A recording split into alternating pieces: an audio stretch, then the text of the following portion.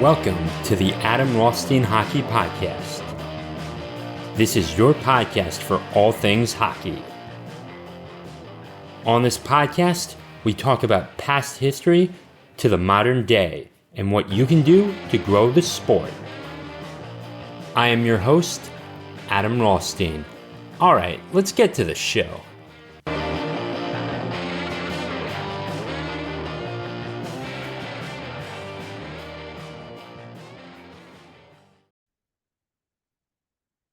Welcome in, everybody. This is episode 113 of the Adam Rothstein Hockey Podcast. And it's Monday morning here, and I have to say that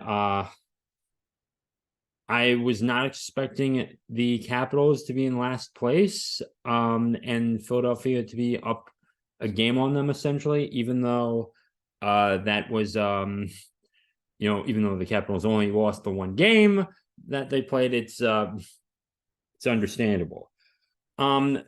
So what I do want to talk about today is the standings, where everything is. Auston Matthews, 2 hat tricks. The Pat MCafee segment. So Pat MCafee segment, Auston Matthews. We'll get into Bedard a bit and the standings. All right, let's get into it. So I will share my good screen with you, good people.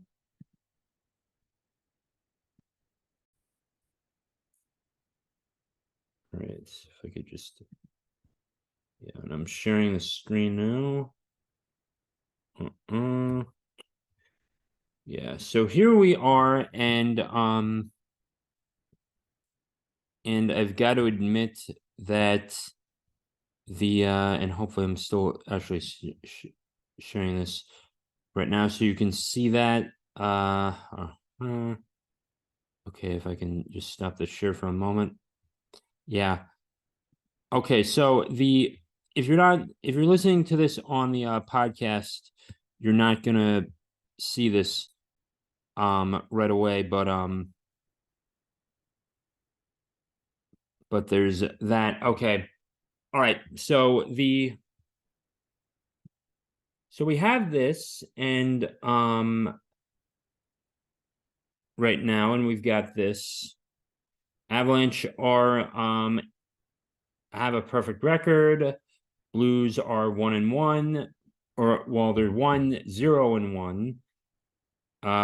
Coyotes are actually they've got their first win of the year, and they haven't lost yet. Woo! They're going to the Stanley Cup, and the Stars are there, and then you have Jets, Wild, and everything out west. And you want to know who's in last place? Take a guess. The Oilers. The Vancouver Canucks did steamroll them, and if I can get this up really quickly, I'll definitely take a look with my great iPhone on here. There's that. And the Vancouver Canucks, what I did want to talk about with them is that was unexpected. When they have McDavid and Draisaitl, when the Oilers have McDavid and Draisaitl, and this nobody scores 4 goals in the first game of the season, and he had like a total of 17. And honestly, I'm looking his name up right now, and I'm gonna see if I can get this, because I literally can't remember his name to save my life, and I should have wrote it down too. But there's that. On McDavid and Draisaitl, you had so much happen there, and and they were home too.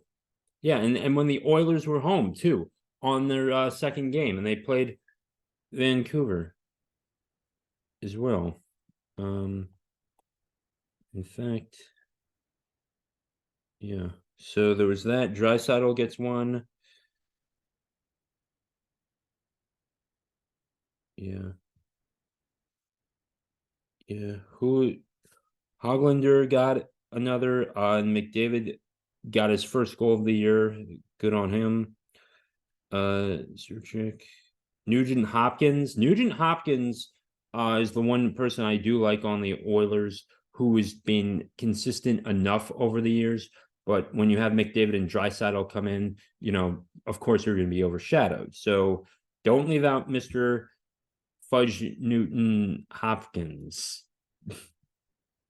And there's that as well. If I could go back to Sunday's match. Nope. Saturday.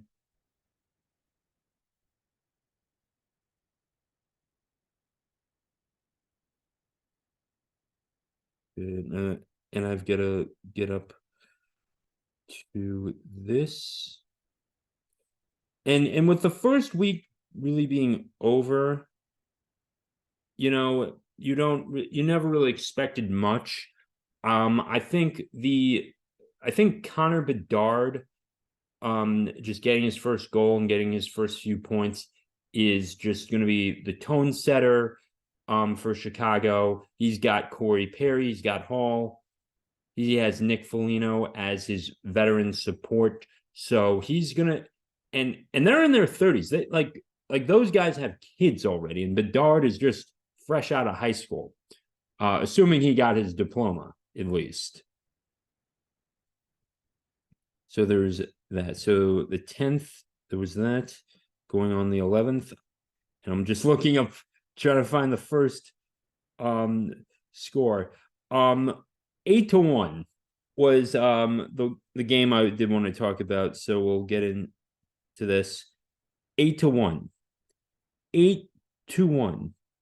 Some weirdo by the name of Connor Garland got a goal for Vancouver, but Brock Bosner was the guy. He gets his first goal of the year. Okay, so it's like, it's not really unheard of that he would get it. Okay, that's fine. He got lucky. He gets a second goal in the game. It's 3-0 Canucks. He gets his third goal of the game. It's 4-0 Canucks. Draisaitl scores the only goal for the Oilers after that in the second period. And as well, third period, who else but Besner? He gets his fourth goal of the year in that game. JT Miller gets the next goal, and Dakota Joshua gets the 8th of the game for the Canucks. This game was very out of the ordinary, and I think when you have Brock Besner's actually now in the top 40 players with points, even though we've only played a few games of the season. That's really unheard of for a guy who's only scored like 17 goals in his first overall in his career. Even if that was only in 1 year, it's still, it's a massive improvement. But I have to admit, this game really shouldn't have gone away from the Oilers. They need to, Evander Kane is not, they're really too offensive thinking. They're not defensive thinking. And I really do think that the Oilers need to position themselves into a more defensive team. And I think had they been more defensive minded oriented, they would have not been, they wouldn't have been railroaded by the Golden Knights, and we would have had a totally different Stanley Cup outcome as well. So there's that. And maybe the Oilers could have gotten in there. It's been a while since a Canadian team has gotten in or has been, in fact, okay, hold on, I'm thinking here. In the era of 32, I think, no. Okay, actually, yeah, only the Montreal Canadiens in the era of 32 have actually been there, and it really was this round robin tournament that really didn't add up. And even though the Lightning did win twice, I think those championships are legitimate because they were able to do it even in those weird years, and they just pushed through it. And Pat Maroon deserves those rings. And I forgot the point again. But the Oilers really should be should be much better. And, and to give it up like that was not good. And they lost both games to Vancouver, too. And, Vancouver's not on the top of anyone's real radar at this point.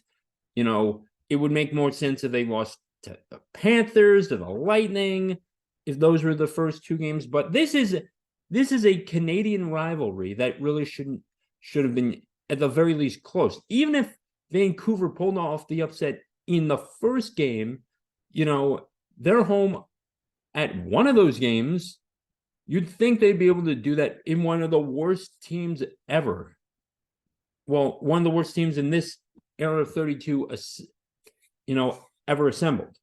In the era of 32, the Vancouver Canucks are not the best, are one of the worst teams, if not the worst team. That's a shame on them. It's a shame on the Oilers, rather, that they couldn't knock them off. But again, they're professional hockey players, all of them. But to give up 8-1, I think you really need to really assess who's going to be in net and who's going to be on the blue line, and whether or not you want to call up some your AHL prospects at this point to see if you want to give them a go, because, things happen, apparently. So there's that.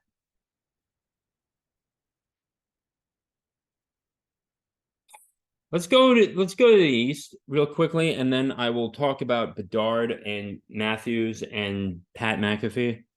I think you can take a look at this as well. My Washington Capitals have lost one game at this point. They've only played one game. We're going to see how they will do later on. I'm going to check to see when the next game is for them. So I'm going to get this scores up. And today is the 16th. We've got them playing the Flames. The Flames are 1-1 at this point. The Caps will be home, so hopefully good things follow, and they can get there. And as well, so there's that. Panthers are also 0-2 at this point. And they've just like the Oilers, and those were two Stanley Cup contention teams. The Sabres. I'll tell you one thing about the Sabres. They're gonna be, if they finish last, I'm not gonna be surprised down here. I swear they just are not. They're not up for the challenge this year. Sorry, they're going. It's gonna be 12. It's gonna be 13 years without even going to the playoffs. Get over it. They're gonna be the Pittsburgh Pirates of the NHL. And that record was like 20 years without, essentially going to the playoffs. So going to be a while for the Sabres to get there.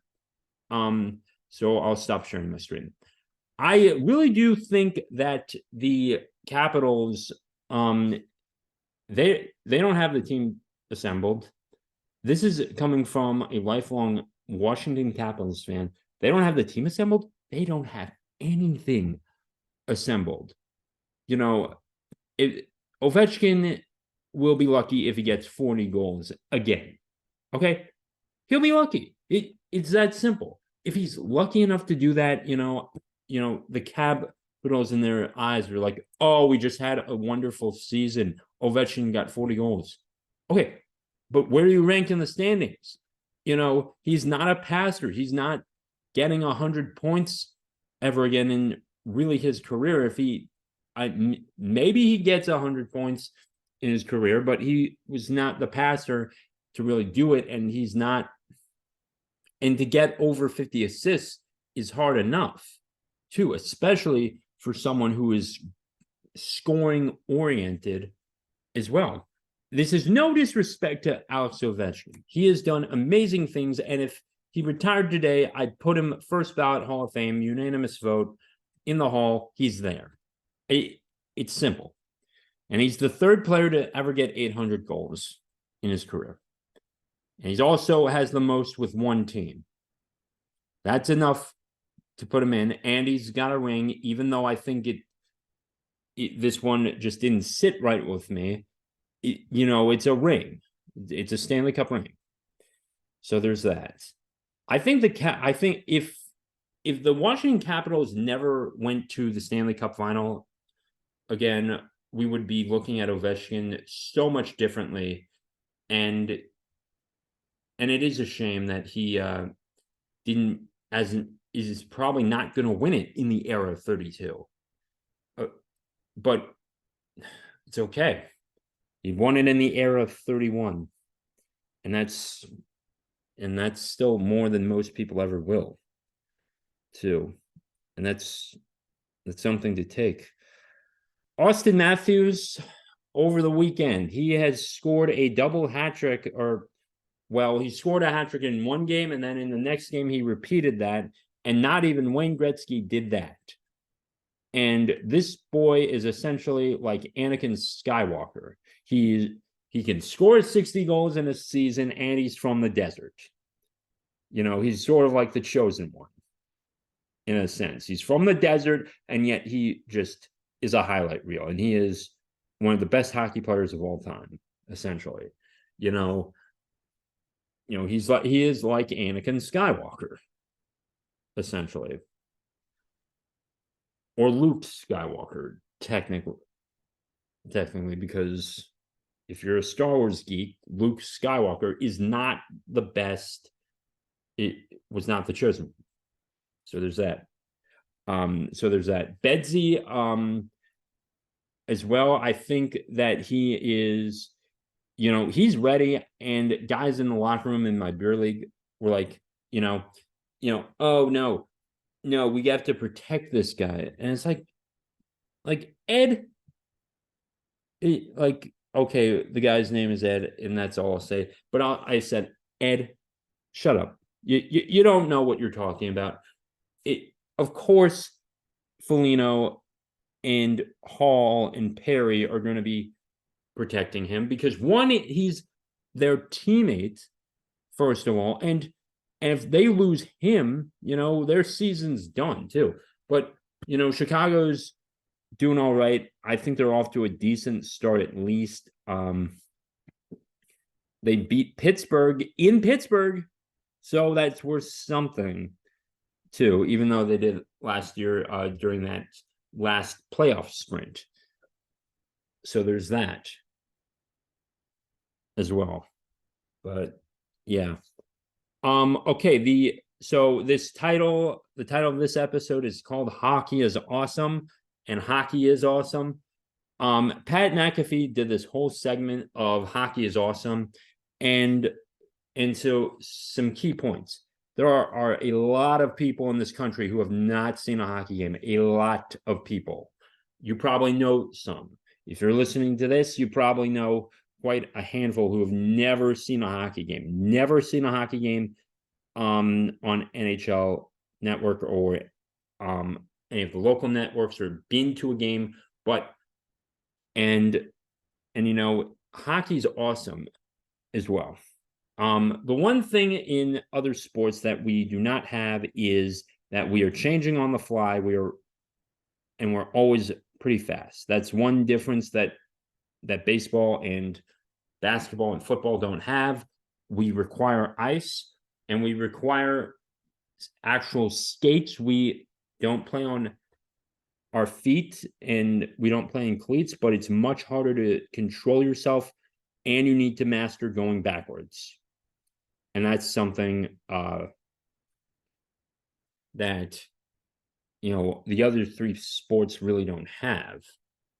And it's a big force sport that is still holding its own, and it's still bringing in more money, and there are more fans in at least North America than the MLS. So there's that.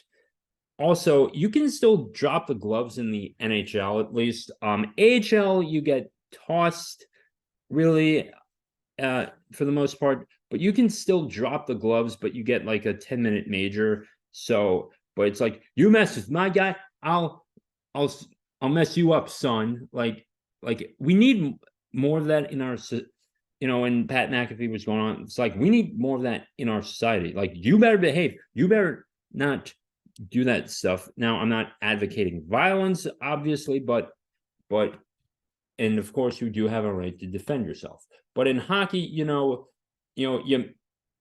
F around and you find out sort of thing, that'll be, that's on you. So and we don't, and like in football and in basketball, and like they really don't take kindly to that, and you don't really see fighting happening in football. Baseball, you see it a little more with guys charging the mound and all that stuff. Back in the 90s, especially, they were doing that as well. But I think, but hockey, that's always been a part of hockey culture more than baseball. And it's like, you don't throw at a guy's temple really just because he hits a nuke off you. That's my philosophy. And you don't do dirty plays, and if you do, you get messed up, essentially. And so be careful and play cleanly is the message that you should take away from that. Pat McAfee also interviewed Connor Bedard, and he really wants people to give this sport a chance. I want you guys to give this sport a chance. Sport is too good for you not to give it a chance as well. And you'd think now in college sports, basketball, football, and baseball really overshadow that. Even women's volleyball for reasons. And you have all this. And hockey, unless you're in Minnesota, Michigan, Wisconsin, really, it's going to be, it's not going to really generate any profits for the school. But I think that for the most part, that it's still good that we have this in college sports. And of course, there's very few sports that can really just be appreciated by so many people. Pat McAfee was really the only one on ESPN that has really been talking about it.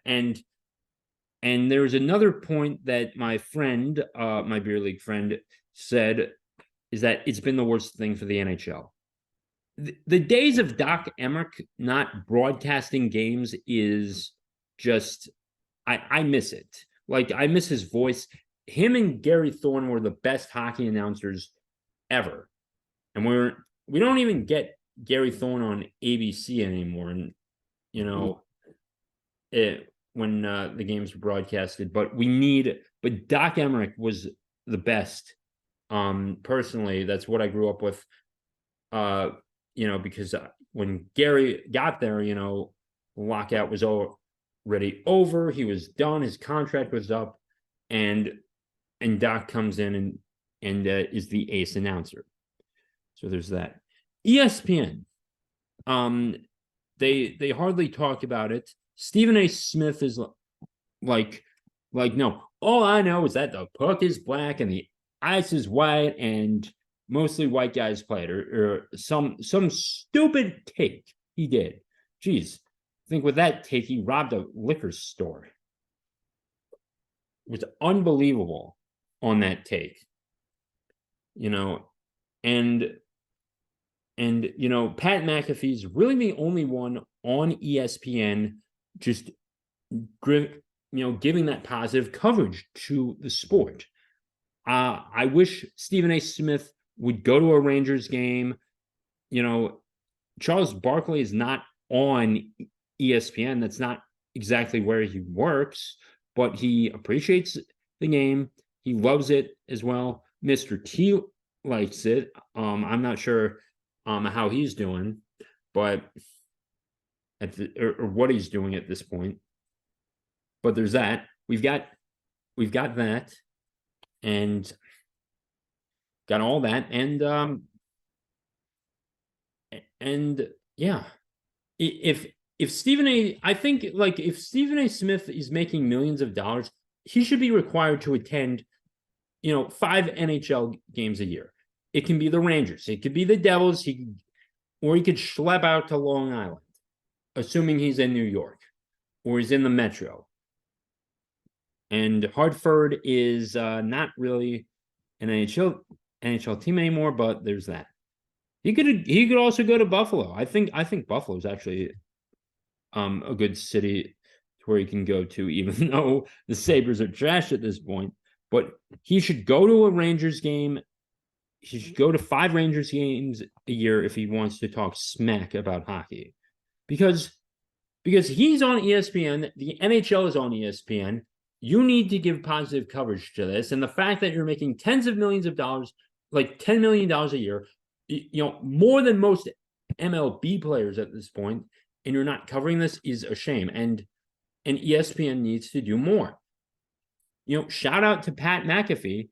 I think he was a mistake to go to ESPN.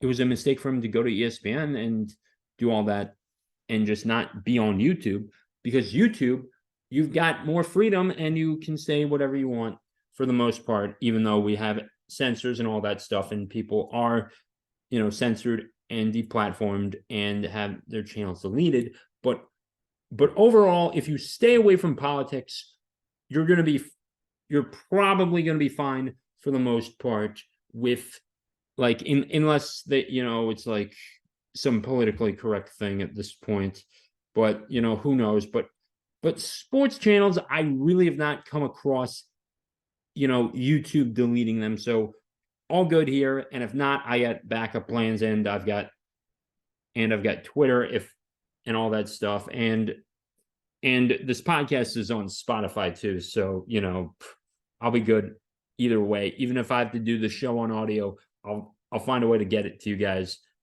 as well. But yeah, that'll do it. Hockey is awesome. Hopefully my Panthers, my Capitals can turn things around. It looks like I'll be rooting for the Rangers for a little while. So there's that. But let me know what you think. Check out the links in the show notes and descriptions if you want to support me. Just go over and subscribe with your email to rostina.substack.com. You can still become a free subscriber, and then you can become a paid member later. But please go on to rostina.substack.com and join me there, and look for the articles that fun articles you're not going to want to miss over on my Substack. With that, peace out. And have a wonderful day too.